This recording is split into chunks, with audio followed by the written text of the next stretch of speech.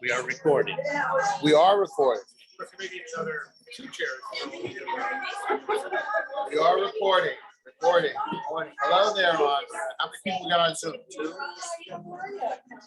And here we have Mike. Can everybody hear me?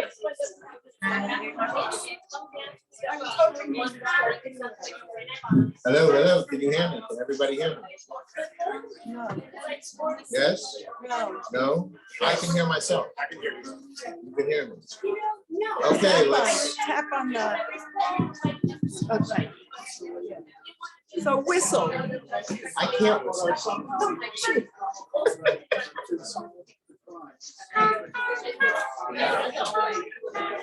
Okay, let me ask you to turn the music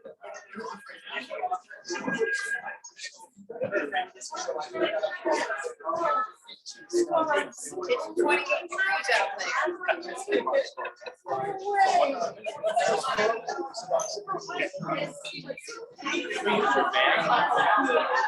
For what? For the tickets?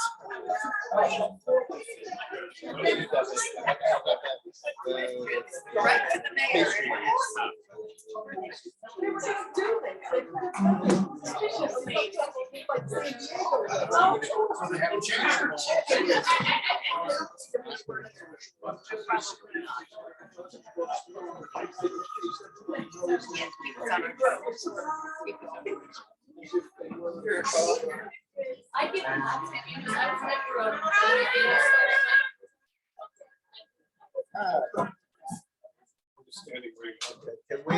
Can we lower that music a little?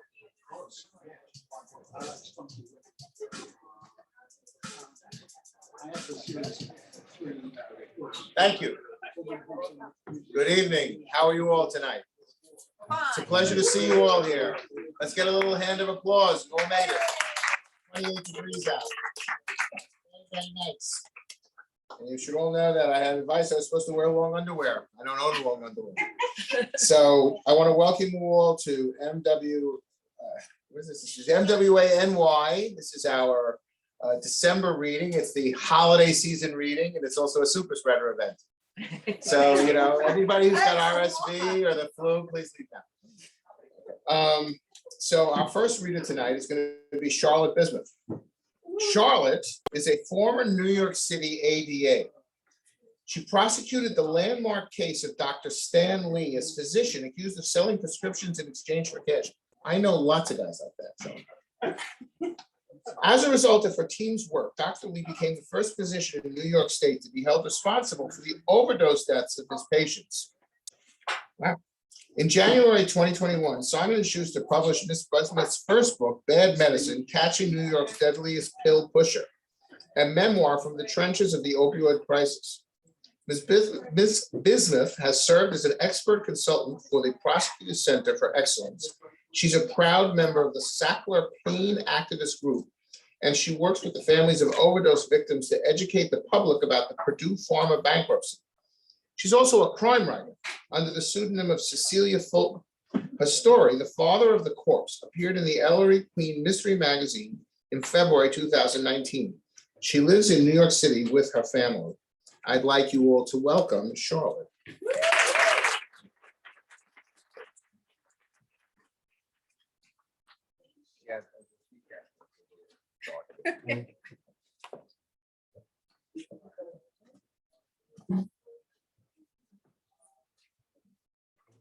Hi, thank you all for coming.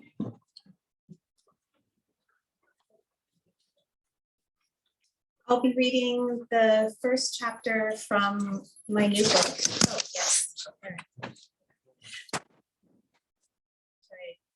It's a form of 80s noir, I guess. So here it is. The title of the chapter is Joseph. March 6th, 1982. There lies the road, warned the graveled cement post, thick as a headstone, with an arrow pointing east.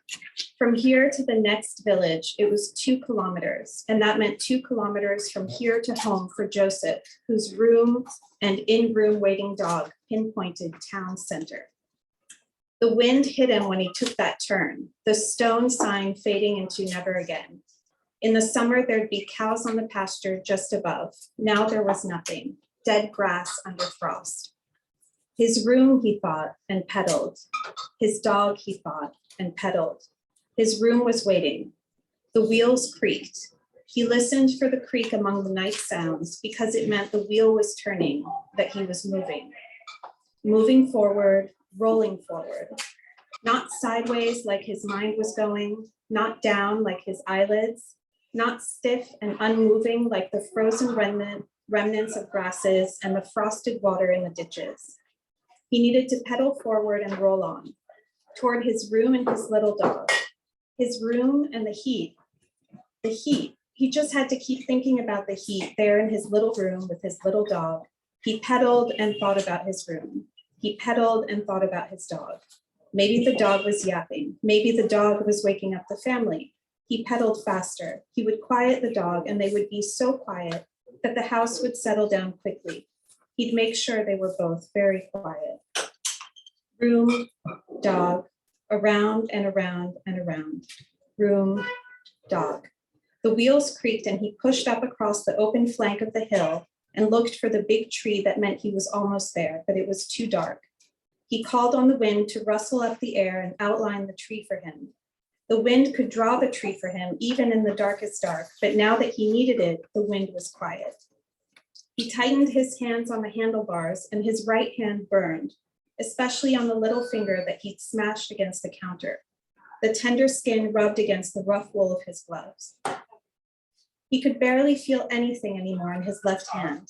He lifted it off the handlebars to shake it down and along the side, but everything else shook instead. The wheel, the bike. He zigged sharply on the icy road and couldn't find the handlebar again and almost fell to cut himself and creaked forward again toward the room, the dog, the heat, the family, the quiet house that had welcomed him in, the children who were coming to visit soon, the work to be done, the heat, the soup with parsley floating on top, maybe another drink to warm him inside, the fire in the kitchen, and he could feel the warmth on his back melting away years of loneliness, and finally saw the round shadow of the big tree outlined against the night, so that gave him strength. He wouldn't go to that bar again, he promised himself, realizing his dream of the kitchen's warmth came from light, and the lights were shaped in cones, in circles, in lines, in beams. He'd stick to the bar in town down the street from the house, the one that closed early where everyone knew him. He'd been crazy to pedal so far tonight in the cold of March. The sound of the motor made him realize how crazy he was to be pedaling outside tonight. He'd also been crazy to do what he did, but in the moment, he couldn't help himself. It all had come back to him when that hateful man showed his hateful self. Maybe no one had understood. No one had ever understood him before. So he'd consider it all with his dog tonight when they were falling asleep in the dark in the heat. Maybe he wouldn't take off his coat. He'd get so much warmer in his bed with everything still on. The motor barked and revved behind him. He inched the bike to the right, all the way to the right, but it was tricky to avoid the slippery edge of the ditch. So he'd use the beams of light as long as they were there, he thought, to show him the side of the road and the road ahead. He'd have to be careful past the tree going downhill. He hoped the car lights would still be visible when he was over the top so that he could see the road ahead. He didn't want to be flying down in the dark, but now he just had to get to the top. The car was still near him, the motor rumbling right in his ear. Joseph tried to turn his head to the left to check who and why, but the knot of his scarf caught and he almost couldn't turn his head back. The wheel slipped and he zagged and the motor ran louder. The lights brightened on the spokes of his wheels, but he was almost cresting the hill at last. The big tree was just ahead to the left. And in the summer, he'd have a wide view of the wheat field unrolling to his right. As he started to think about how he'd control the bike going downhill, Joseph felt the closeness of the car. He tried to cry out. He yelled and rasped, pushing out the only sounds his unpracticed throat, mouth, lungs could crank as the wheels twisted under him and his head whirled out of control and his body became a heavy bag on the burning floor. Thank you.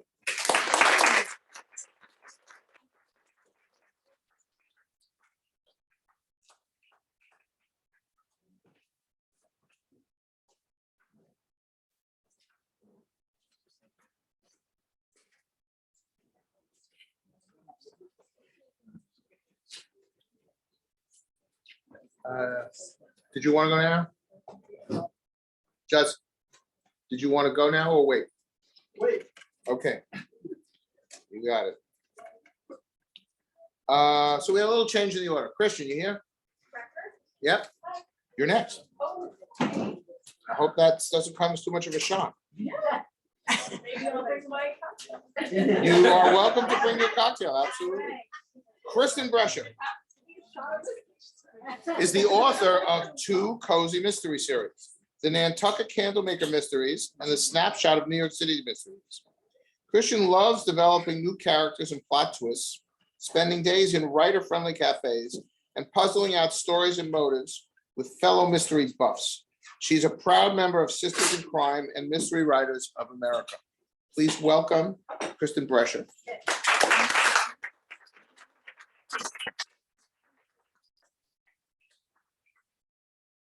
Hey, everybody.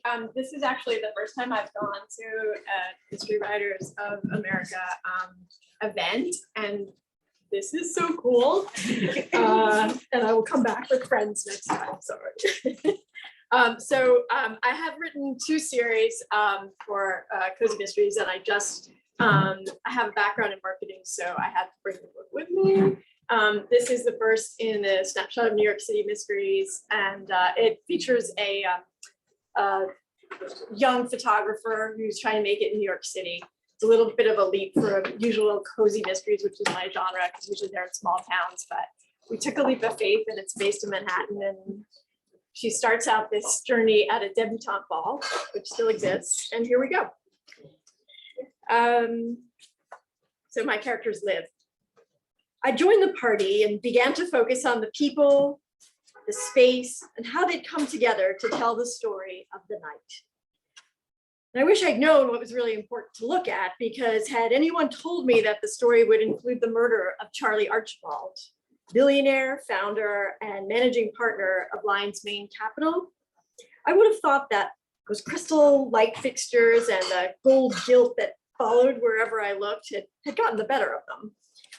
But murder being the furthest thing from my mind, I was not aware that the people I met soon would be suspects, or that the way they circulated through the party might later reveal their motives, or that the objects around me were the stuff of murder weapons. Instead, 30 minutes later, I was circulating among a dozen or so perfectly groomed women in white formal gowns, about 19 or 20 years old, who sipped champagne and nibbled on hors d'oeuvres. As it turns out, attending a ball that at least originally had something to do with meeting husbands somehow still includes dressing like a bride-to-be. I've watched enough yet say yes to the dress to know these truly beautiful women and their equally breathtaking gowns could have all been featured in brides.com. Even more impressive, the ladies there had 2 escorts, one for each side, who were dressed in what I learned was called white tie, like genuine Disney princes. As for the Regina Montague Studios team, this included Jinx and the gossipy crew I'd spied earlier outside the hotel. They're at the pier, all of whom were now a chorus of smiles. Regina, who exuded both order and fun in a low-cut emerald green velvet dress, hair in an updo, fabulous gaudy jewelry only she could pull off, and her signature pointy shoes, dividing Debs into groups for the individual portraits to keep things moving. Seeing Regina in action, I understood why her studio was the go-to place for capturing society's most glamorous events. She had a skill of managing type A personalities with diplomacy and discretion, something the guests seemed to value highly. My new boss gave me a nod after instructing our team on the plan for the evening, but I knew I was in a sink or swim situation. The RMS team was on familiar terms with many of the girls. They caught up with them on their love lives and summer trips. When the girls and their escorts were heading out to form a reception line for the guests, even the crew's predicted tear was shed when a woman in one of the most beautifully fitted gowns of the night somehow scraped the side of her hand against one of the crystal combs that held up her exquisitely adorned hair. "Elizabeth, can you help me?" she said, looking for the party planner. As it was, Elizabeth Everly was back in the reception hall, helping the debutantes assemble to greet the guests. In her stead, Regina beelined over to be of assistance. By the time she arrived, blood had started to pour at an impressive rate for a hair accessory. The girl extended her hand far from her gown's full skirt, as far from her gown's full skirt as she could, as tears began to well. And I could see what she was debating. Which would be worse, a bloody spot on her pristine dress or a puddle of mascara down her beautiful cheek? I felt for her. I don't know what I would have chosen. I assumed the injured debutante would be in good hands with Regina. That is, until my new boss reached her. At the sight of the woman's blood, Regina retched. If the stakes hadn't been what they were, it would have been comical. Her gag was one of those gut spasms accompanied by a baritone from the throat. There wasn't even time for a ladylike hand to the mouth. I saw Regina was in serious trouble, blood not being her thing, so I grabbed a few cocktail napkins from an abandoned champagne tray and sidled up beside them. "Let me help you," I said. I pulled out a Band-Aid that I'd tucked into my bra. Regina, looking pale behind her makeup, mouthed a thank you and scooted. "Here you go," I said, hastily putting the bandage on the wound. "Just hold your hand up for a few minutes and you should be good to go. And here's an extra napkin, put it in your glove just in case." "Thank you," she said, and patted under her nose for good measure. "You're so kind. I'm Angela Archibald." "Liv Spires," I said. Together, we headed to the reception room where the debutantes were shaking hands and introducing themselves to the arriving guests. In this exquisite party space, every wall was painted to look like the grounds of a French estate. A server stationed at the open bar to the left of the room's entrance poured drinks, while most mingled among the shimmering lights. I quickly got to work, photographing gowns and bow ties and shiny smiles, ranging in age from teenagers to some of the oldest people in maybe the world. Everyone socialized cordially. Although Angela Archibald was a guest of honor, I noticed it was her father, Charlie Archibald, who was the real star of the night. He was the alpha male of the ball, with his elegantly tailored tuxedo and gelled, dyed black hair. I could go on, but I think that's my 5 minutes when I pass it.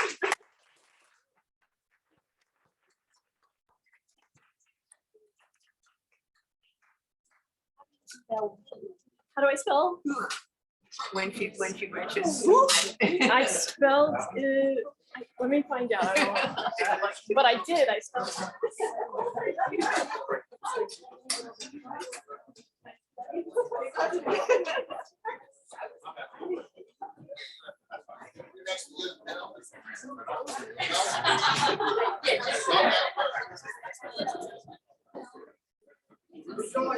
Okay, so lest I forget, oh, wait, what happened to this? Lest I forget, if anybody, any of the readers have brought a book that they're going to contribute to the lottery, the little raffle we're having, just drop it off on that table right over there. And we're going to be doing that after the next reader. So our next reader is Susan Breen.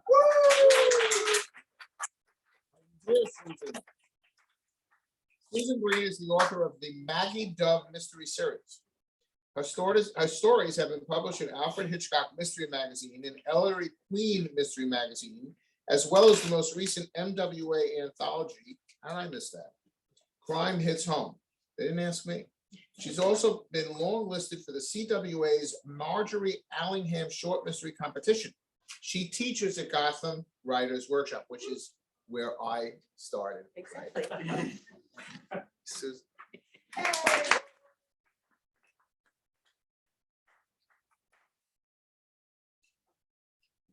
really excited to have a student here as well as my family. So.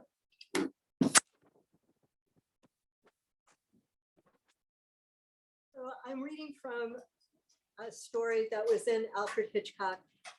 This is a story that I then made into a book that I then cut back to a story that I'm now working into a book. So I'm going to get it right at some point. But meanwhile, I got it here. Okay, and it's called Detective Anne Boleyn. It all started when I dropped dead in the Tower of London. Not that I understood at first what was happening, a sense of flight and dislocation, the press of damp wood against my face, and then a woman's foot kicking against my back. Some years earlier, a woman sat on me on a train, just like that, sat down on top of my lap, and when I complained and asked her to please move to her own seat, she looked at me puzzled, like there was something remarkable about a middle-aged woman having something to say. She didn't move. Lucky for me, she got off at the next stop. This woman saw me, however. This woman tripped over me and then started to scream, oh my God, she's dead. My family had moved on ahead of me. They'd wanted to see King Henry VIII's massive suit of armor, whereas I'd moved to the side toward a window to get away from the crowd. So it took a few minutes, what with all the phones flashing and people screaming and consternation, for them to make their way back to me, my husband and my son and my new daughter-in-law, Zara. That was when I started to panic, when I saw their tears. Up until then, I'd assumed I was having one of my daydreams. But when I saw my boulder of a husband looking down at me and shuddering with grief, my son wrapping his arms around him, and even Zara looking frightened, that was when I knew something terrible had happened. I tried to talk, but no words came out of my mouth. I wanted to yell, felt panic rising inside me like a bird trapped in an attic, ricocheting against my insides. I fought it down, turned my head, and it was then that I saw Anne Boleyn walk into the room. I knew her immediately. I'd always been interested in her and watched that TV show about the Tudors over and over again, although it seemed to me it dropped off after Anne died. Who cared about Chrissy Jane Seymour or wilted Anne of Cleves or doomed Catherine Howard or the virtuous Catherine Parr? How could anyone compete with Anne Boleyn, who changed the world because of how she loved? The most visible woman in the world, thought I, a woman so invisible as to be sat upon. This Anne Boleyn wasn't as pretty as the one on TV. She was thinner and her skin sallow. Her dress was plainer than I would have expected, a simple black gown and a white cap that covered her hair. But around her neck was that famous necklace, the bead that dripped with pearls, and she carried a slender book in her hands. She stood for a moment in the middle of the tumult, and then she did something remarkable. She looked at me, right at me, as though there were no one in that room except for the two of us. Then a guard ran through her, holding a set of defibrillators. He ran to where I lay, the paddles sizzling and humming. I was terrified he would do something that hurt. It had always been my nightmare to wake up in the middle of surgery. Automatically, I twisted myself away from him, and to my surprise, I twisted myself right out of my body. There I stood, a shadow of myself. No one seemed to notice except for Anne Boleyn. And so I walked over to her, or perhaps better to say, I glided over to her. I felt so strange, so weightless. My knees didn't hurt at all. Do you see me? I asked her. Oui, she answered in a soft French accent. You are in front of me. But how? I asked, not certain how to put into words what I feared. Around us, a crowd of tourists murmured, pushed to the side by the beefeaters who were ordering them to stay put until the police arrived. One brassy-looking woman complained loudly. You are a ghost, Anne Boleyn said. I've seen many ghosts since I've been in the tower. The two little princes come to me every night. They tell me my grandfather killed them, which he might have done. The Howards are a cold people, and my grandfather coldest of all. And you are a ghost too? No, she snapped, I'm not dead. Now this I knew could not be true because I'd watched that harrowing scene in The Tudors when she got her head chopped off. The necklace must cover the wound. She was as dead as anyone could be. Yet all I could find in me to say was, are you sure? She didn't so much reply as bristle. Clearly a subject she did not want to discuss, which I respected. I could see how it would be embarrassing to have your husband kill you in order to marry another woman. She reminded me a little of my friend Elaine Spengler, who told everyone in the neighborhood that her husband's cousin had come to live with them, though everyone knew perfectly well that that woman was not his cousin. I suppose we all deal with our reality as best we can. Do you know who poisoned you? Anne Boleyn said. That jolted me back to reality or unreality. No one poisoned me, I replied. I must have had a heart attack. I remember feeling strange when I walked up the stairs, dizzy, lightheaded, and my arm hurt. My mother died of a heart attack when she was around my age. Have you accepted gloves from someone you don't know? It is the preferred method of the Medicis to put poison inside of gloves. Who would give me gloves? It's May. She narrowed her eyes at me. I thought of the ravens we'd seen on our tour of the tower just an hour earlier, a clutch of them in a little cage, hopping around, staring with irritation at everyone who walked by. You must have an enemy, Anne Boleyn said. All royals have enemies. I'm not royal. I'm just plain old Kit Fargo from East Meadow. That's it. Then why are you wearing purple? She snapped. Only royalty is allowed to wear purple. I looked down and saw that I had on my purple sweatpants. I owned a lot of them because I bought them during a sale at Kmart. I always bought multiple volumes of things because if you got behind on your laundry, you could mix and match. Not that I thought Anne Boleyn would be interested in my laundry sorting technique. Even I was not as oblivious as all that. I remember the first time I was allowed to wear purple, she said. It was on the day I became Marquess of Pembroke. I was with child. My king was so happy. He was so certain it would be a boy. He swore he would love me until the end of time. Where's heaven? I cried out. But Anne Boleyn just shrugged in that most French of ways and directed herself toward my body. She walked with little mincing steps that made it look like she was floating. She hovered for a moment over my corpse, and then she said, "You've been poisoned, Mistress Kit. Come look, you've been poisoned."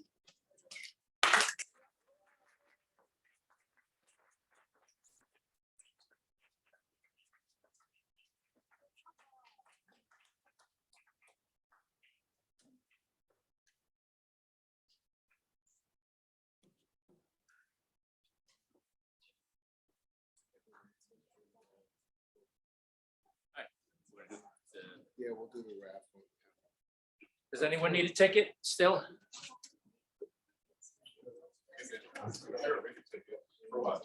For their, Well, all right, first of all, if anybody brought a book to raffle out, let's get it over here. If nobody did, we got 4 books to raffle off. Well, I'll have mine after I read through it. I guess you could. I don't know if I heard. oh, okay, thank you. Great. It has a couple of.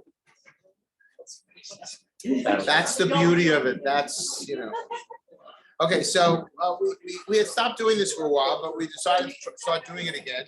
And we think it's kind of nice. People who read bring a copy of a book that they, that they wrote and that they read from, and we raffle them off to the people who are here, good enough to come. So with that said, do we have something like, do we have a bowl back there? Hello?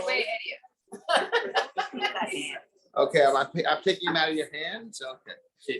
Let your sister do it. The number is 2233-207. 2233-207. 207? Yes. Yes, I'm reading the number. Gail, pay attention.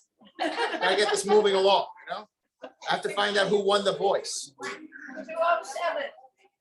Going, no. All right, we'll do it again. So you're gonna do this in between the reading? No, we're gonna do them all now. 201. I heard that's me. That's terrific. Okay, come up and pick a book.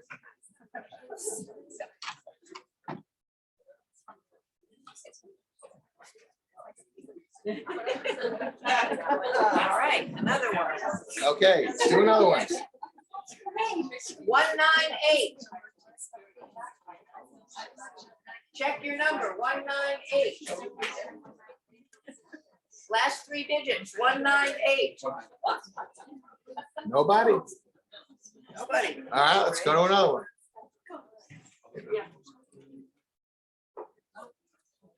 Last three digits, 194.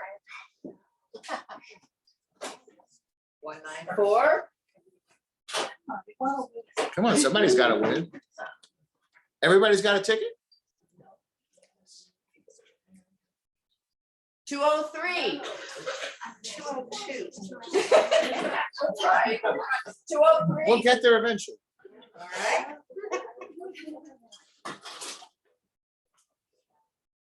200. Ah, bingo. All right, yay.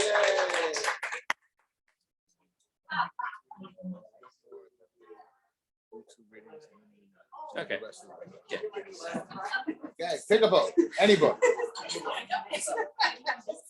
We're gonna do one more now and then. Yeah, we're gonna hold, yeah, we're gonna do one more now. We're gonna take another couple readers. Last chance, You're up, Jeff. 205. 205, yay. I won't, I'm not gonna take my own book. No, don't take your own book. Oh, you might want to read it. I read that book.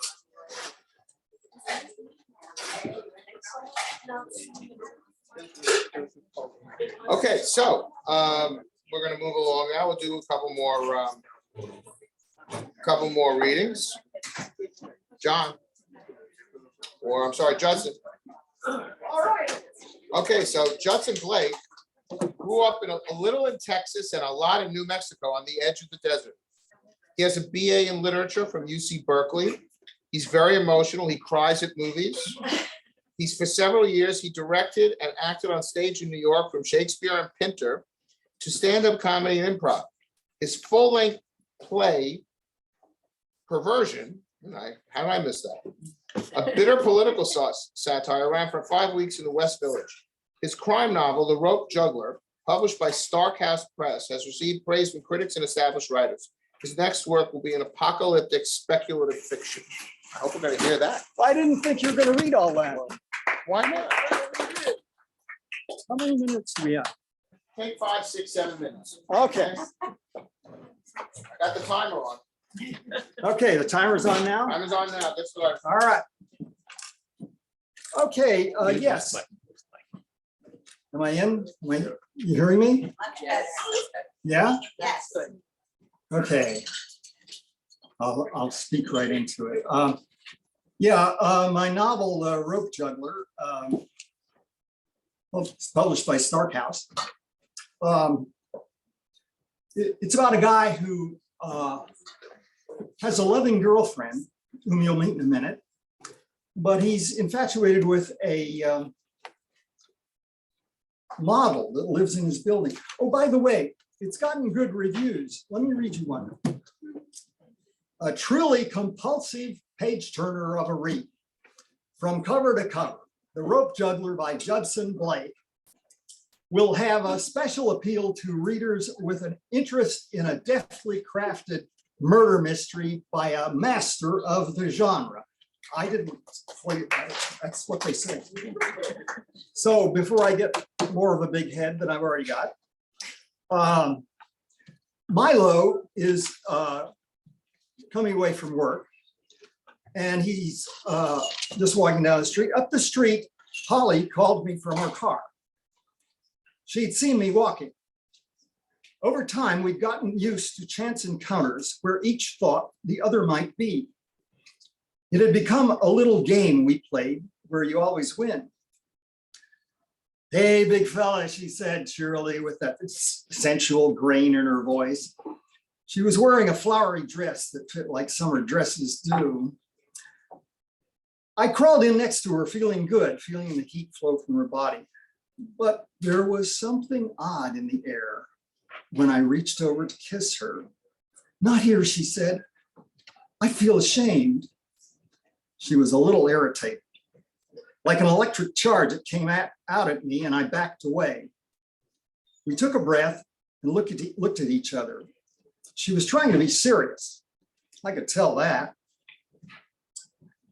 And I could ask her to explain maybe if she was in the mood, but I didn't know if I was ready for that. "Why don't we drive around to my place?" I said. "Where'll we park?" "Well, there'll be a place."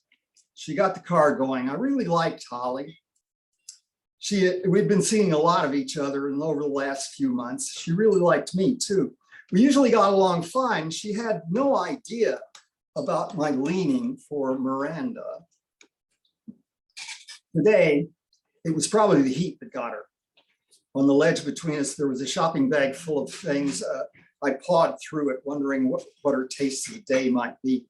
"Just some stuff I got," she said, with that casual, not very casual, not really casual sound in her voice. There was a big stalk of broccoli, romaine lettuce, sack of kiwi fruits, couscous, cheese that I liked, a bottle of wine, 2 onions and a can of peas. There was even a bottle of soap. The triangular torso of Mr. Clean, friendly neighborhood eunuch, always ready to serve, came smiling up at me. "You remember we planned to fix dinner tonight," she said testily. For some reason, I felt lonely when she said that. It was one of those times when you feel lonelier when with someone than when you're on your own. It's strange like that. "Oh, well, I don't know, Holly. I don't think we really said it all that definitely." Her lips stiffened. She was silent for a moment while the car tooled along. A clutch of teenagers with painted jeans split up as we passed. I watched as Tarragon Street came into view. There were children playing on the stoop, my place. And down the street, another group was jumping double Dutch with music and screams and laughter. A couple of housewives were on the sidewalk with chairs they brought out. How I liked that. This is what home was about, wasn't it? People you knew doing things that you could understand.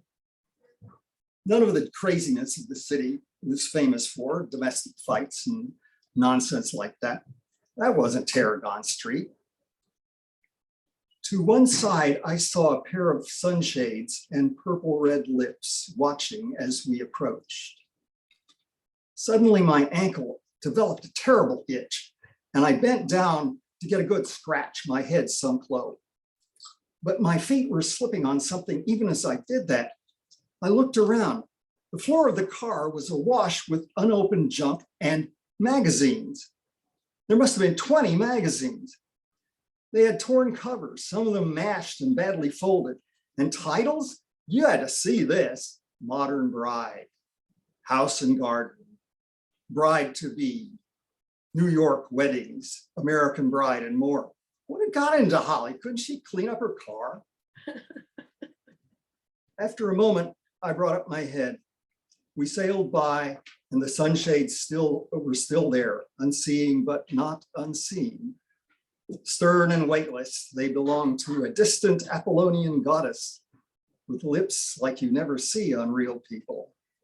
It was Miranda. How much time do I have? Take another page. All right. The music from the radio drifted out, some oldie station. I'll be true, I'll never leave you. Don't you get tired of listening to that stuff?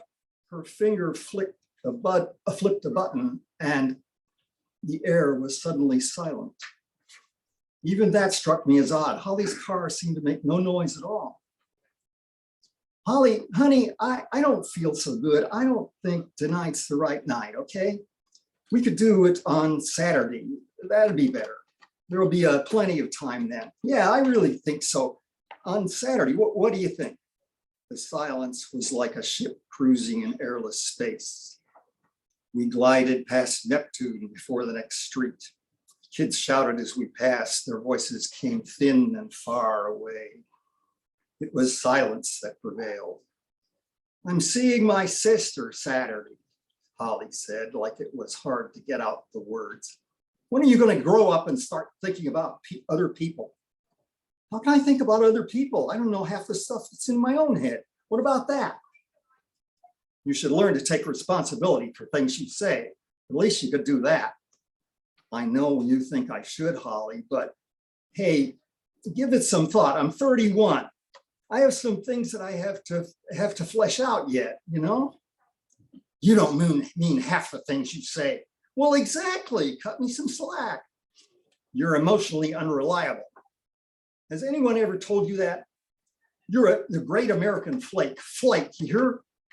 And Saturday night is out. Well, the next day then, yeah, Holly, then I'll be in a good mood. I just got off to work. I need to be alone for right now. You're sometimes that way too, aren't you? Sure. It's just, you know, one of those things I got to work out by myself. And just imagine, did you know there are people in New York working for less than $1 an hour? Don't make fun of the poor. And once a month, a space rock the size of a truck hits the atmosphere of Earth and nobody hears it. Doesn't that worry you? Stop talking nonsense, she said, and then she hissed. This is not a rehearsal. Exactly my point. It's a reenactment, a restaging of all the things I've ever dreaded. Think of that for a change. Reenactment. I wonder how you keep your job. Not only that, when I do the tarot, Holly, it's obvious. It's like a letter in the mail that the widow means me no harm. I do a good job for her. You got to trust something, Holly. Not everything has to go bad all at once. You're skating on thin ice with a widow. I'll tell you that. One day she's going to drop you like a hot potato, and I'll laugh. I'll just laugh. I better stop there. Thank you so much.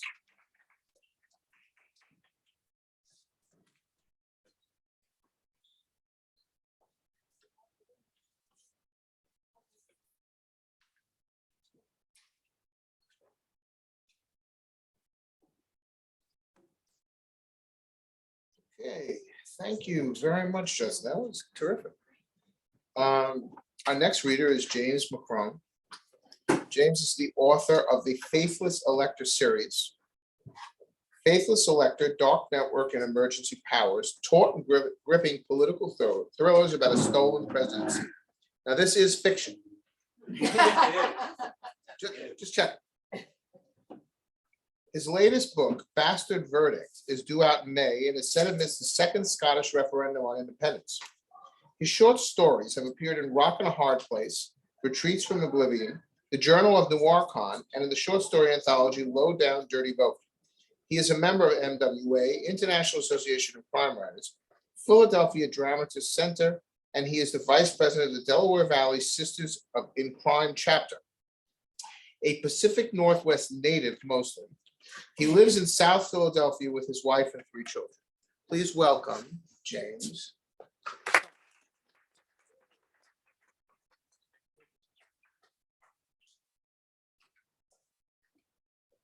Thank you very much. This is from Bastard Verdict. It's chapter 2. Are we good? Yeah. He'd felt it for a day or two already, a presence watching him from across the street, or the someone who turned a corner just as he looked around. The previous day, he'd noticed a figure sitting alone in the car. The engine started and it pulled away when the driver saw that he'd been noticed. So he was being watched, followed, but by whom and why? He'd had a good look at his shadow the previous day when he started the car and pulled away, and the clues only raised more questions. It wasn't an organized crime command operation. He'd more than likely have been tipped off about something like that. This seemed to be solitary, possibly the same man each time, which was a worry. Buff Lindsay was head of the Mad Men crime syndicate in Dundee, Scotland, itself part of a larger criminal enterprise throughout the UK and abroad. He referred to himself as the Dundee shop steward. Whoever was watching him didn't seem to come from management. The Mad Men used foreign outsiders for this kind of work, and the shadow, based on what Lindsay had seen of the man's clothes, his face, and build, was local. loutish, British, and not the police. A rival gang, he wondered, as he sauntered alone that night out the alley leading from the chop shop where one of his offices was located. Reaching the main street, he looked up and down it, noted someone waiting in the passenger seat of a car across the road to his right. Lindsay turned left. He had no rival in Dundee, he mused, and any potential usurper would know that his death would only goad the larger syndicate into scorched earth retaliation. A dismal night. The air seemed smothered in gray bays. Light seeped from the few working street lamps, registered in large, greasy pools along the pavement and the road. As Lindsay walked down the empty street between derelict warehouses and shuttered shops, he heard whoever it was get out of the car and fall into step some 30 or 40 yards behind him. Buff was taking a chance being out alone on the streets like this, but he needed to turn the tables and to put an end to whatever this was. He had chosen to face this problem alone because if he was wrong, it was his bosses looking to clean house. His favored right-hand man, Alec, would likely be part of the scheme. You don't get to be heed and 57 all at the same time, he thought, without a healthy dose of paranoia. There was a pub ahead at the near corner marking a tentative hipster foray across the boundary road between the Mad Men's playground and an up-and-coming district. In the pub, it was all beards, tattoos, and grim Spotify playlists. But the owners knew the score, and Lindsay enjoyed dropping in from time to time, was pleased to find that part of the hipster ethos was keeping on tap some of the brews he liked and remembered from earlier days. "Liam," he roared at the barman as he entered, "a pint of heavy if you have no objection." He put a 5-pound note on an empty spot in the bar and indicated that he was heading for the gents. The barman nodded as he drew the pint. Lindsay slipped out the back door. A narrow service alley for deliveries and rubbish collection ran along the back of the building.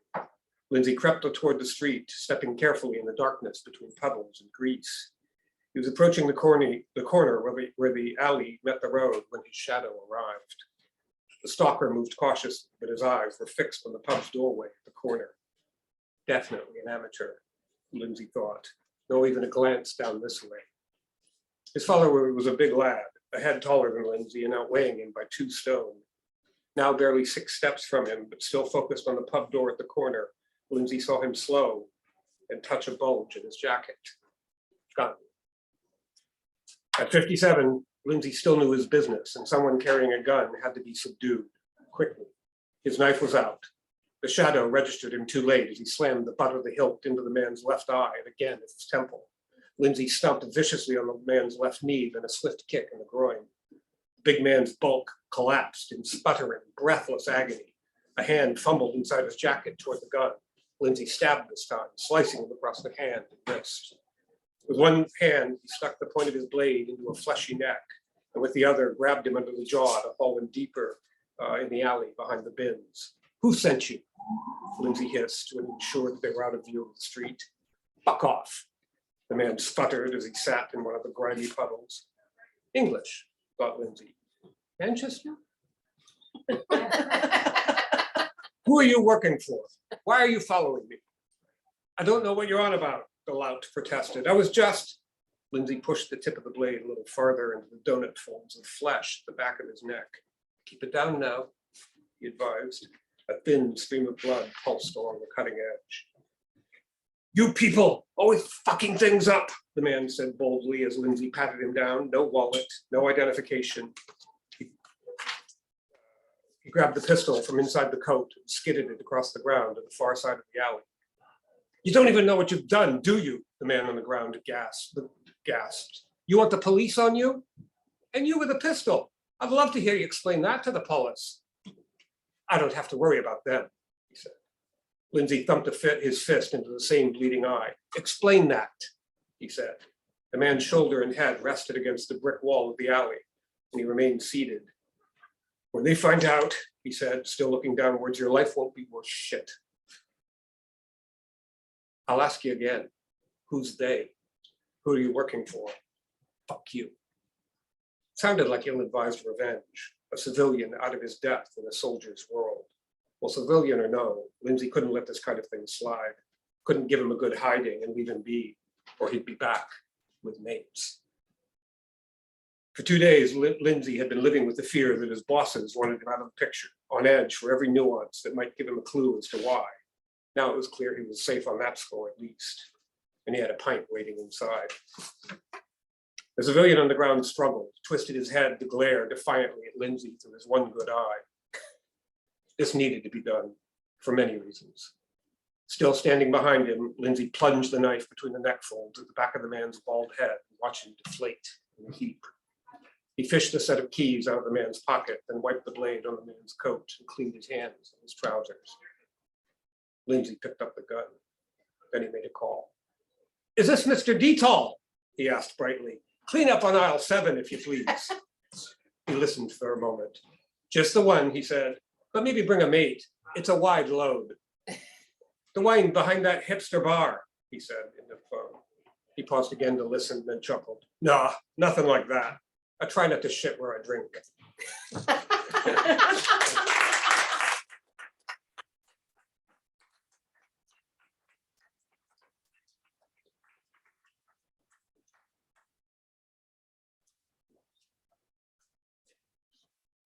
Okay, thank you. That was great. We're going to take about a 10, 12, 15-minute break. And that'll give you all a chance to find the rest of your raffle tickets or get one if you haven't got one already. And it'll also give you time to go to the bar and order a drink. So the deluge is coming to the bar. So we can turn the music on a little and turn the lights up a little, so people don't fall over the chairs. He doesn't hear a word I'm saying. Okay, so we'll see you back here in, let's say at 10 after 8.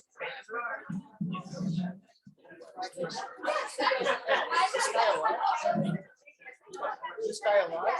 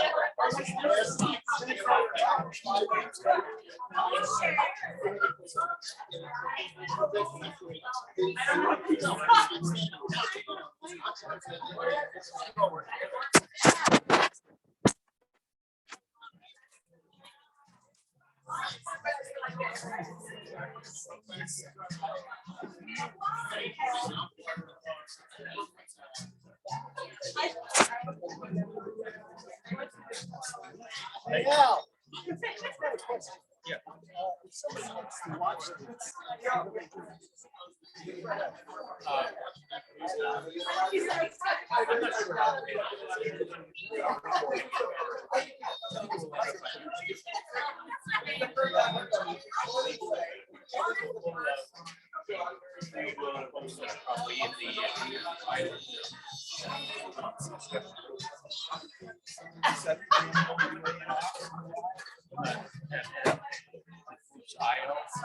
I don't know where that is. Go to Boots IO and just look for it. Boots.io.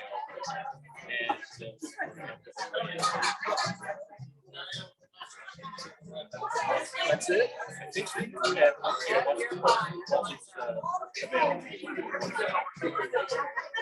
See, my publishers are getting on me.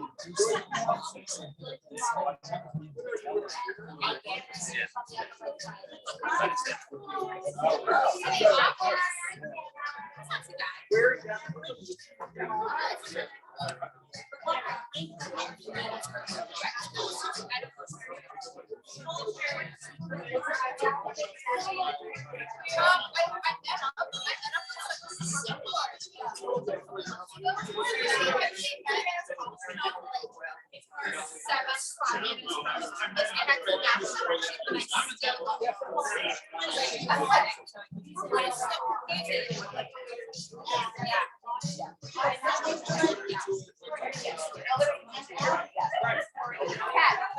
This is our son Jake. Hi, Jake. This cat also known as that's her pendant. She's the best pendant I've ever done. It's your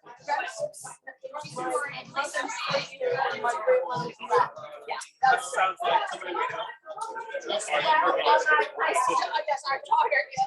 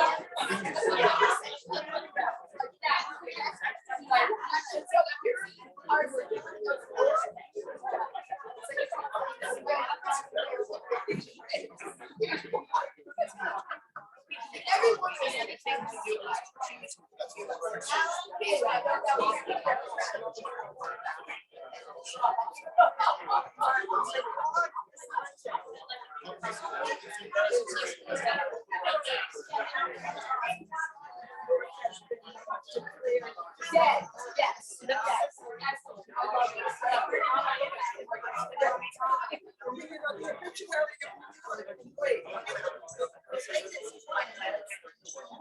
Yeah, yeah.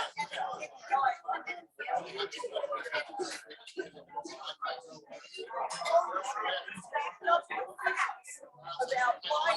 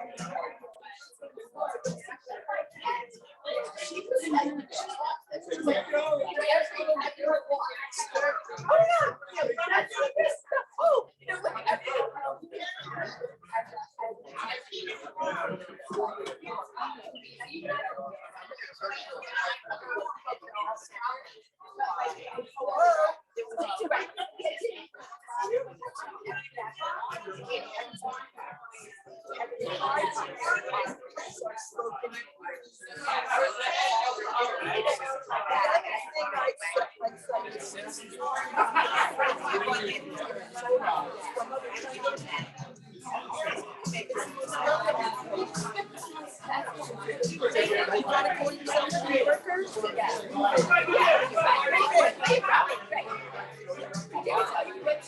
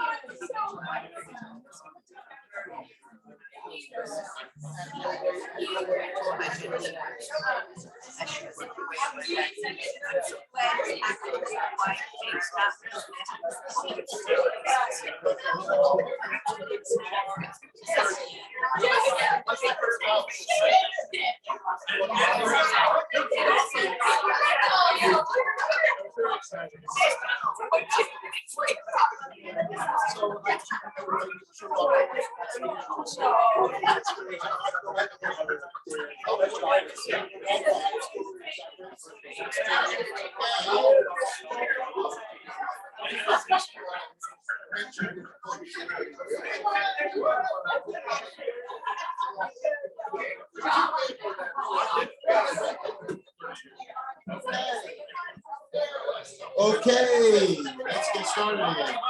All right, is everyone here or did you all leave?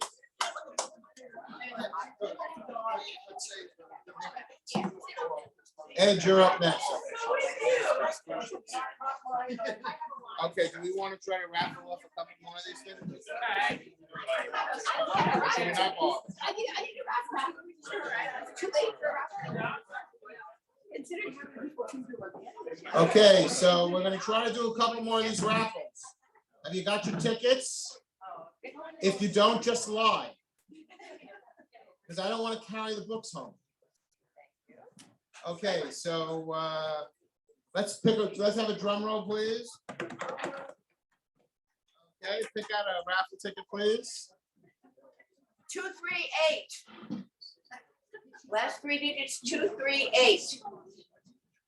Okay, someone just say they have 238. We won't check the ticket. Oh, she's got 238. Okay. Here, choose a book. Any book. They're all by me anyway.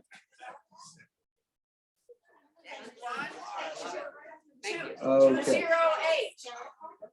Okay, 208. All right, this was a dismal failure. All right, you know what? Could you pass me that copy of that one, the red one? The red one, yes, because I'm going to give you all a little treat because I was just talking about this. So I'm going to read a very short passage before Ed comes up here to read. So the conversation was that how in a mystery, when you write a mystery, which most of you know, you have to give the reader the body in the first 10 pages because otherwise they will just put the book down.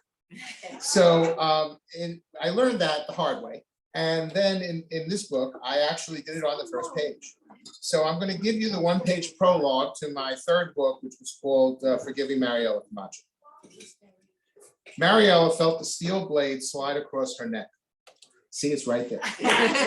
It didn't hurt, not at all. That made her smile. She liked that her face would look happy forever. The coldness of the blade was what struck her. A knife never felt like that in one's hand. Then she felt wet and realized it was her blood, warm against the place where she felt the cold knife. It dripped down her neck, then reached her t-shirt, producing yet another sensation, a thick stickiness between her skin and the fabric. She wanted to sigh but couldn't. She opened her eyes and looked around the room, realizing this was the last thing she would ever see. How sad, so far from the place she thought of as a home, and the place and the people she loved. In the corner of the room, on the top of the ebony dresser, was a framed photograph of her daughter. Love welled up in her. She had done this for her, and thank God she was safe, far away from here. Her eyes closed slowly. She saw only blackness. The blade finished its job, and before she realized it, this world had slipped away. Now, imagine what my wife thought when she read that. Okay, with that, Ed, you're up. Ed Zuckerman began his career as a journalist, writing about zombies, killer bees, talking apes, and other subjects for Rolling Stone, Spy, and New Yorker, Harper's, Esquire, and many other magazines. He wrote 2 well-reviewed nonfiction books, The Day After World War III and Small Fortunes, and then moved into writing for television dramas, including Law and Order, 50+ episodes, Blue Bloods, and Law and Order SVU. I want you to know that I've watched every single one. He has won 2 Edgar Awards from the Mystery Writers of America and an Emmy for his work on Law and Order. He lives in Manhattan Beach, California. Wealth Management is his first novel. And please welcome Ed Zuckerman to the podium.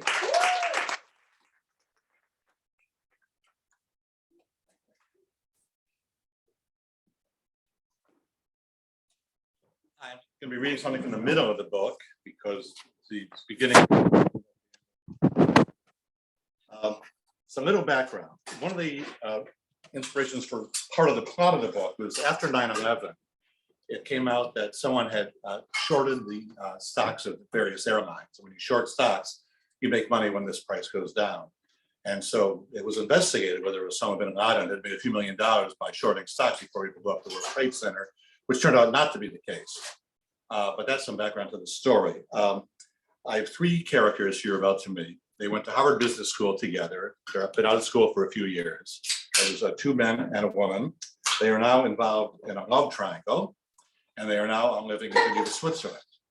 2 of them are wealth managers, and one was a wealth manager, but after his brother was killed in Afghanistan, he volunteered to work for the Treasury Department investigating financial crimes. And now he's come to suspect that the other guy in the love triangle, named Majid, may be handling terrorist money, either wittingly or unwittingly. And that's based on the fact that a very distinctive way he made one of his trades for his company. Now we are with Rafe, who's my main character, and we're by the river, by the lake in Geneva. Loitering on the quay near the office of Sterling Wealth Management, Rafe wasn't sure what he expected to see. If Majid was involved in this, would he come out waltzing arm in arm with the bearded fanatic, brandishing an ISIS flag and a backpack bomb? Not very likely. And maybe there was no this anyway. Banks in Turkish Cyprus, which is where Majid had made his suspicious trade, which wasn't even really a country, were widely known to be accommodating to clients who value discretion. So Majid might have made a transaction via that route, not for a terrorist, but for a normal discretion-seeking client, a normal rich tax chief, or a normal married man hiding assets from the wife he was planning to divorce, or a normal kleptocratic government official from any one of 100 countries. Or Majid can simply be pursuing a deal for the benefit of his own fund, but he didn't want visible to competitors who might copy and dilute his trade, or to law enforcement officials who might interpret it ungenerously. Rafe knew all about that. During his deal-making days as a wealth manager himself, he had not to his own knowledge committed any actual felonies, but he sure as hell had threaded through a lot of loopholes, which he hadn't even needed Turkish Cyprus to accomplish. It actually required less identifying information to establish a shell corporation in Delaware than it took to get a library card, which was convenient and very useful. It was actually sort of amazing that anyone ever paid tax on investment income anywhere. And that's true. We know. But Rafe had not uprooted his life and volunteered for government service because he yearned to chase tax cheats or philanderers. He had no objection to going after hardcore criminals, but even that had not been his prime motivation. He had joined because of the death of his brother. His first motive, even in his own mind, was to somehow avenge his brother's death. But beyond that, Rafe came to realize was a desire to be like his brother, not like him in killing terrorists in Afghanistan, which had been his brother's purpose, but like his brother to have a purpose. Things had always come easy for Rafe. He had coasted through college and business school and then into finance, following paths that made themselves out in front of him obligingly. Some boys want to be basketball players or astronauts when they grow up. Very few dream of growing up to structure and leverage corporate buyouts. Rafe had never had a calling. His brother did. And so in a horrible funhouse mirror way, had the fanatic who killed his brother, who was willing to die himself and did 30 seconds after Rafe's brother did, in the service of a vision, preposterous as it was. Rafe had read an academic article about the Quran's supposed promise of 72 virgins awaiting martyrs in paradise. The article said that virgins was a mistranslation. The author, an expert in the language of the Quran, explained that the word actually meant raisins or grapes, thus grape juice, which to nomadic Arabs in the 7th century, wandering in a parched desert, would sound like paradise, Islam's version of God enticing Abraham to the promised land with the vision of flowing milk and honey. Virgins were probably at hand in the 7th century desert. Refreshing liquids, not so much. Of course, the scholar who wrote that paper had had to publish under a pseudonym, so he would not be targeted, like Rafe's brother, by a suicidal lunatic who sincerely believed that the murder would entitle him to a place in a post-death paradise where he would enjoy the company of 72 virgins who were actually grapes, except of course they were actually nothing because the entire thing made no sense.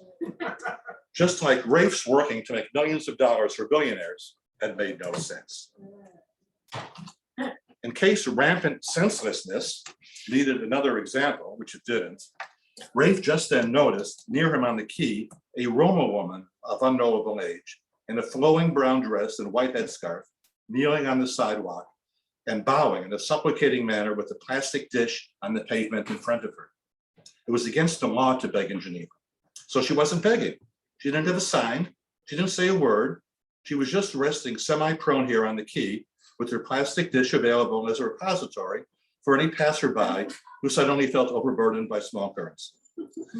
Cited by the police nonetheless, she would be fined 100 francs, which of course she would only be able to raise by more non-begging begging, which was just one more thing for Rafe to ponder as he lingered outside his Harvard classmate's office, trying to decide if and how to go in and question him about why he was shorting shares in a French dairy company. And also, by the way, as long as they were talking, had he previously shorted shares in another company as part of an international terrorist conspiracy? Maybe as a conversational icebreaker, he could ask Majid what he thought of Harvard's chances against Yale in football this year. It was ridiculous, except it wasn't. So he crossed the street and started to walk toward the office building and stopped when he saw Majid walking by the river. Majid was with Catherine, and they were having an intense conversation. They paused and sat on a bench across the street from Rafe. They were looking away from him, facing sightseeing boats, threading around the islands in the Rhone, sitting close to each other, the way lovers do, the way lovers would, or in this case, the way lovers do. Catherine, after all, had told him. Now Majid was saying something, and Catherine turned her head to look at him, which put Rafe in her peripheral vision. He ducked into the doorway of his store. He didn't want them to think he was spying on them, even though he was sort of spying on them. Catherine had her handbag slung over his shoulder and was leaning into Majid, listening intently. Since when had Majid ever been that fucking interesting? That's when this Syrian made his move. That's a young Syrian refugee living in Geneva. He'd been lingering with some German tourists a few yards away. They were watching the boats in the river. He was watching the woman on a bench, seeing her handbag loose on her shoulder. It would slide off with a grab if only he had the courage to do it, which he now felt sure he did. He watched as the woman leaned toward the man she was with, shamefully flirting where anyone could see, her thoughts perhaps on licentious behavior, as his own, shamefully, started to be. She was beautiful, a Western goddess, And the man with her looked Arab. How did they come to be together? What kind of things did they do together? The Syrian had never seen a woman naked. He smashed the thought down and darted away from the river rail and passing behind the bench, grabbed the woman's bag and ran.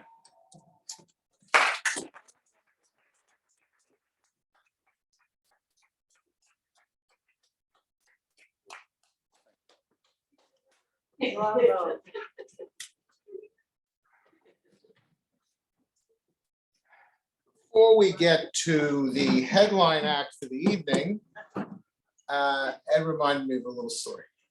So I live up in Washington Heights, and the writer's life can be a little lonely. I spend a lot of time sitting at a desk alone. Before the pandemic, my wife worked out of the house, so I really was alone all the time. So I used to go out to lunch a lot.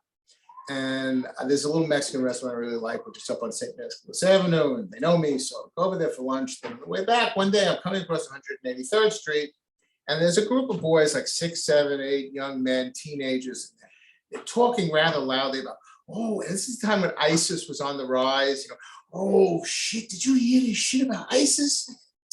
You join ISIS, you get 72 virgins. And I hear this and I'm thinking to myself, boy, oh boy, this is not translated well. This, didn't come out right. So finally, I keep walking, I turn and I stop, I come back and I said, listen, guys, I wasn't really eavesdropping, but I couldn't help but hear what you were saying. But you need to understand something. You don't get 72 virgins if you join ISIS. You get 72 virgins if you die fighting for ISIS. Oh shit! What it says, because you gotta die for that. I said, that's right. Have a nice day. Unbelievable. With that, I want to talk about my friend, a dear friend. Some of you know her as Pat King. She writes under the name Anna Maria Alfieri. Anna Maria is the author of the Vera and Tolliver series of historical mysteries set in British East Africa, beginning in 1911. Described as Out of Africa meets Agatha Christie, Strange Gods, The Idol of Mombasa, and The Blasphemers, all of which I've read. They're very good. You should buy them. Our stories capture the beauty and the degree of and the danger of the African wilderness and the complexities of opposing culture on foreign lands. Anna Maria's previous historical mysteries, all set in South America, have garnered critical acclaim. The Christian Science Monitor chose her Blood Tango as one of the 10 must-read thrillers of her Invisible Country. Kirkus Review said, Alfieri has written an anti-war mystery that compares with the notable novels of Charles Todd. The Washington Post said of her debut novel, as both history and mystery, City of Silver glitters. Writing as Patricia King, her 5 nonfiction books on business subjects include Never Work for a Jerk, which landed her on the Oprah Winfrey Show. You met Oprah Winfrey, you never told me. Wow. A world traveler, Anna Maria takes a keen interest in the history of the places she visits. She lives in New York City and is a member of the Board of Trustees of the Hudson Valley Shakespeare Festival and a past president of New York chapter of Mystery Writers of America. I give you Anna Maria Alfieri.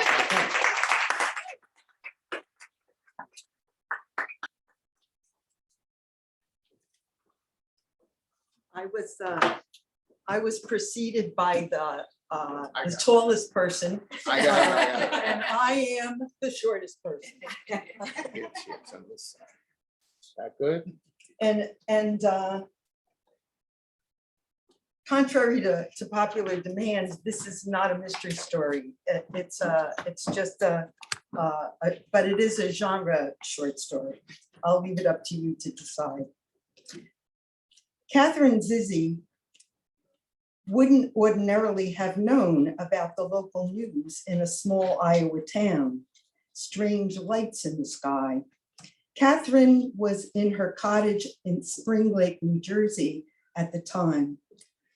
Her son called midway through his summertime trip backpacking through US national parks.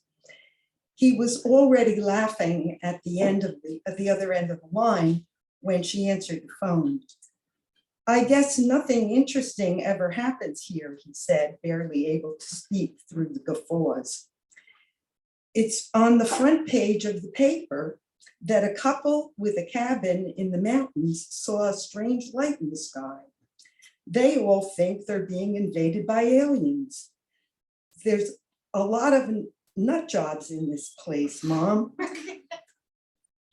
I'm liking it, but I can't wait to get back to civilization and your lasagna. Andy came home in time to enjoy the beach and his mother's cooking over Labor Day weekend before returning to his studies at the University of Michigan. The subject of the amusing town in Iowa did not come up. That autumn, stories, all seemingly unimportant, began cropping up in local papers and cities and on news websites of small towns. Rashes of house break-ins. Such intrusions were ordinary. They happened all over all the time.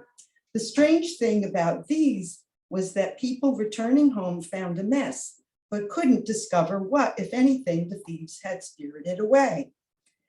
It took a long while for journalists to see the larger trend in what seemed at first isolated incidents.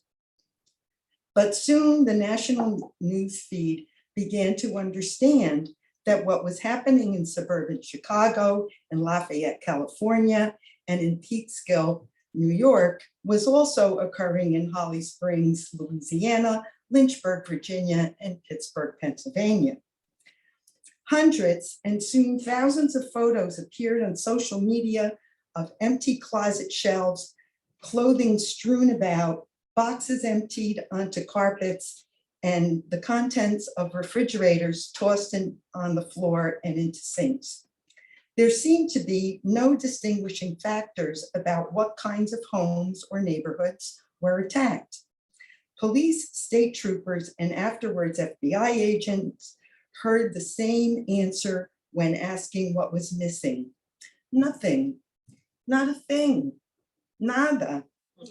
Pundits on news channels began to speculate about the meaning of the events and the possible perpetrators. Fox News blamed Antifa. On MSNBC, they posited several possibilities, the most tractable being a furtive search for stolen art, missing for decades, thought to be secreted in some obscure location. Given the complete lack of real damage or any acts of violence or theft, law enforcement soon settled on the most logical and amusing explanation. A nationwide group of pranksters, undoubtedly organized in some secret internet chat room, was playing games with the American public.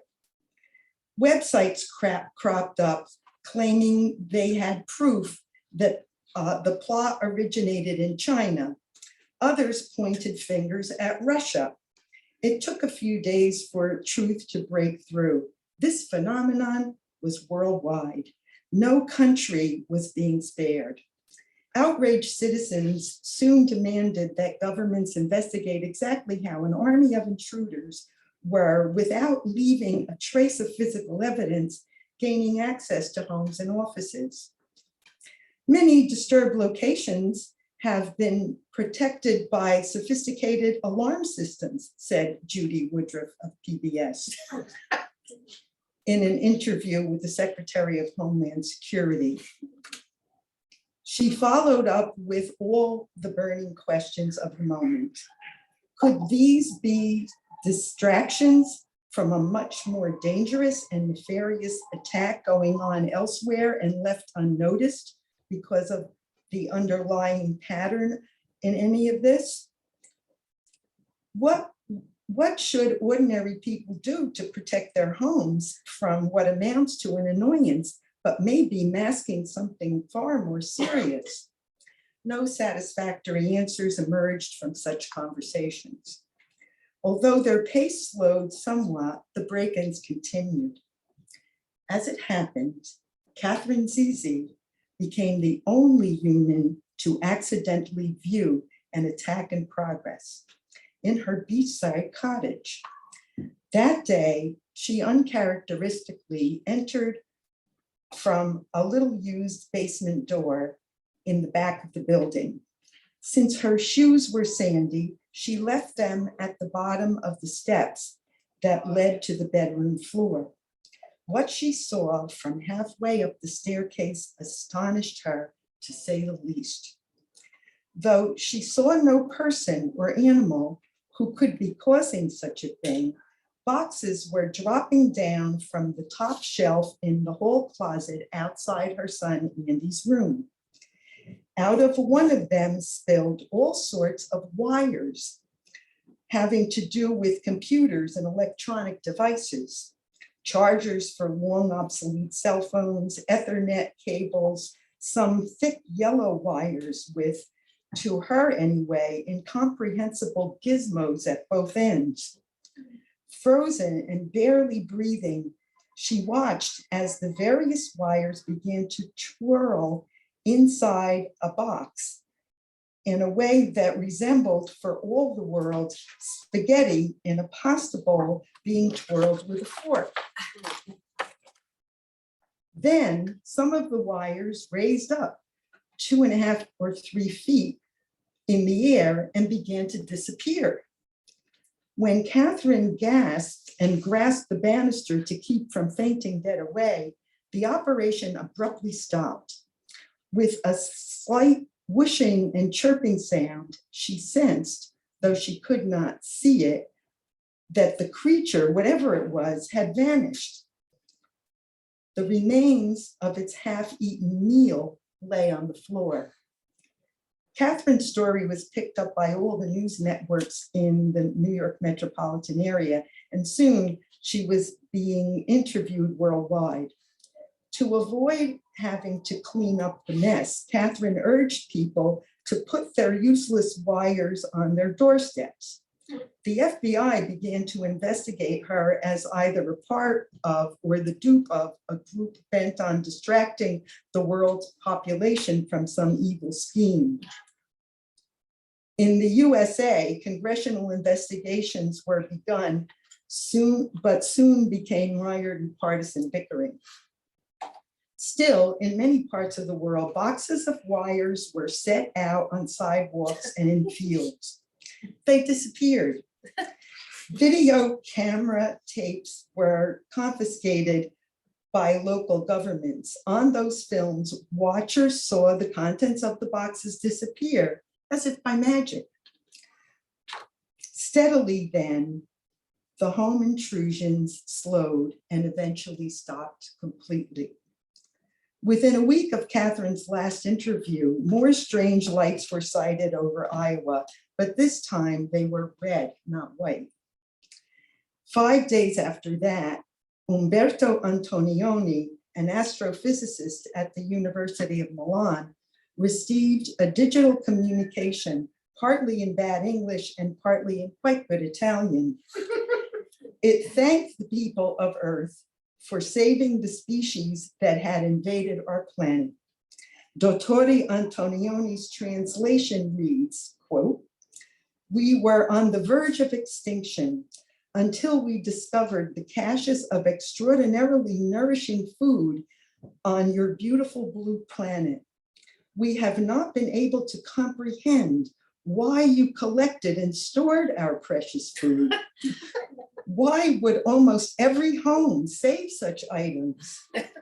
We think you are a very advanced species that has somehow understood that we would one day face annihilation and that you decided to be ready to save us. This is the greatest act of interplanetary generosity in recorded history. We will never forget you." Unquote. No one has ever been able to authenticate the source of Professor Antonioni's message or its veracity.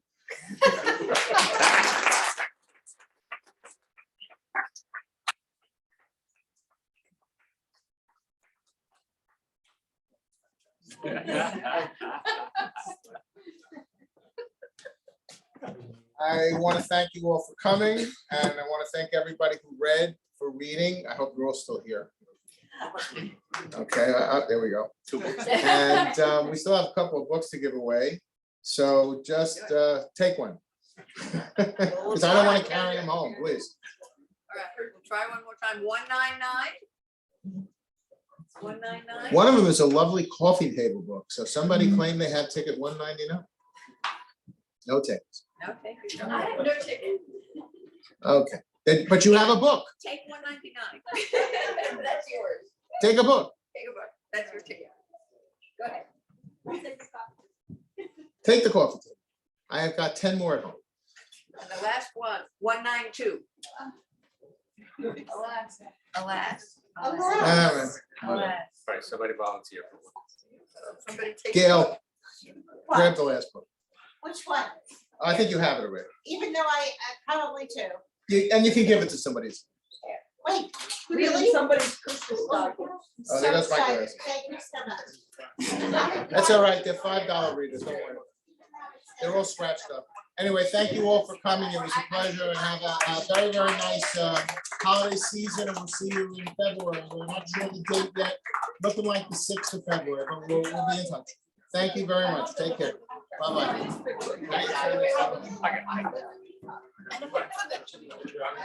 Another success.